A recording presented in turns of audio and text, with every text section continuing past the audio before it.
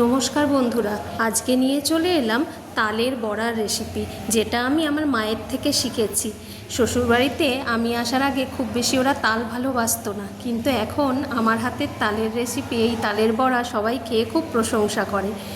তালের বড়া করার জন্য একটা কালো তাল নিয়েছিলাম। লাল তাল তিতকুটে হয়, একটু তেতো হয়। কালো তাল নিতে হবে। তালটা পাকা কিনা দেখে নেবেন। 3 আটির বড় তাল নিয়েছিলাম। তালটা আমি প্লাস্টিকের যে চুপড়ি সেটা দিয়ে, ঝুড়ি যেটা, সেটা দিয়ে পাল্পটাকে বার করে নিলাম। আর নারকেল হাফমালা কুড়িয়ে নিয়েছিলাম। তালের বড়ার রেসিপির মেন ব্যাপার হলো তালে জল দেবেন না বেশি। যখন আপনি পাল্প বের করবেন তখন অল্প একটু জলে তালের আটিটাকে অল্প ভিজিয়ে নেবেন, কিন্তু জল খবরদার মেশাবেন না। তালের পাল্পটা বের করে নেওয়ার পর এটা নর্মাল ফ্রিজে কিন্তু বেশি দিন রাখা যায় না, গন্ধ হয়ে যায়। ডিপ ফ্রিজে আপনি এটা সংরক্ষণ করতে পারেন। তো আমি তালের রেসিপি করার জন্য ধাপে ধাপে কাজটা এগিয়েছিলাম। সকালে তালের পাল্পটা বের করে নিয়েছিলাম। একটা পুরো গোটা বড় তাল নিয়েছিলাম, আর তার মধ্যে ময়দা মোটামুটি 200 গ্রাম মতো নিয়েছি। নারকেল কুড়িয়ে নিয়েছিলাম হাফমালা মতো, আর তার সাথে সুজি দিয়েছি। সুজি কিছুটা ভিজিয়ে রেখেছিলাম, 100 সুজি হাফ ভিজিয়ে রেখেছিলাম। আর ক্রাঞ্চি হবে বলে হাফ পরে দিয়েছি। চিনি দিয়েছি স্বাদ মতো, এটা যে যার স্বাদ মতো দেবেন। চিনিটা দিয়ে কিন্তু বেশ খানিকক্ষণ রেখে দিতে হবে, রেস্ট টাইম আধ ঘন্টা মতো রাখবেন। এই সুজি, কাঁচা সুজি ভিজে আগে থেকে ভিজিয়ে রেখেছিলাম 2 ঘন্টা মতো। তাহলে 100 গ্রাম সুজির মধ্যে 50 গ্রাম 2 ঘন্টা মতো ভিজিয়ে রেখেছিলাম। তার মধ্যে 200 গ্রাম মতো আমি ময়দা দিয়েছি, চালের গুঁড়ি আমি দিইনি। আর 50 গ্রাম সুজি, কাঁচা সুজি এর মধ্যে দিয়েছি, এবং চিনি দিয়েছি। চিনিটা স্বাদ মতো, আর অল্প নুন দিতে হয়।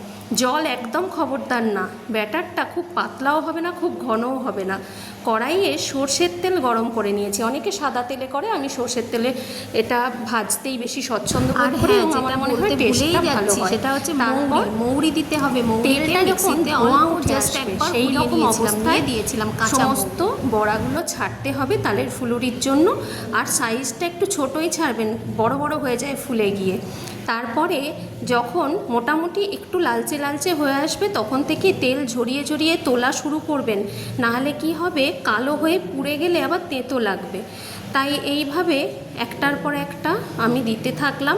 মোটামুটি আমার অনেকগুলোই হয়েছিল, প্রায় 70-80-র ওপর হয়েছিল। তালটা খুব বড় ছিল তো, যার জন্য অনেকটা হয়েছে।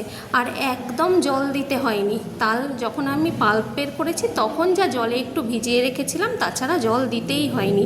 জন্মাষ্টমীতে আপনারা এটা করে থাকতে পারেন বা করেন, কিন্তু চালগুড়ি জন্মাষ্টমীরটায় দেবেন না। চালগুড়িও এটায় দেওয়া যায়, আমি চালগুড়ি দিইনি, সুজি দিয়েই করেছিলাম। এবং জন্মাষ্টমীতে গোপালকে দিলেও সুজি দিয়েই দেওয়া হয়।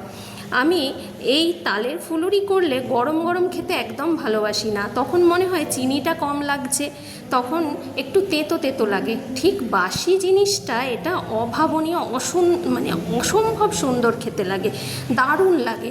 আপনারা নিশ্চয়ই বানাবেন। যারা এখনও বানাননি তারা বিভিন্ন ভিডিও দেখে, আমি মাঠ থেকে শিখেছি। অনেকে হয় না দূরে থাকে, একার সংসার, তারা ইউটিউব ভিডিও দেখেও শিখতে পারেন। এবং তার জন্যই এই নানান রান্নার ভিডিওগুলো দিই। এবং তার জন্য আমি নিজেও অনেক উপকৃত হয়েছি অনেক রান্নার ক্ষেত্রে। ইউটিউব দেখে আমি অনেক রান্না শিখেছি।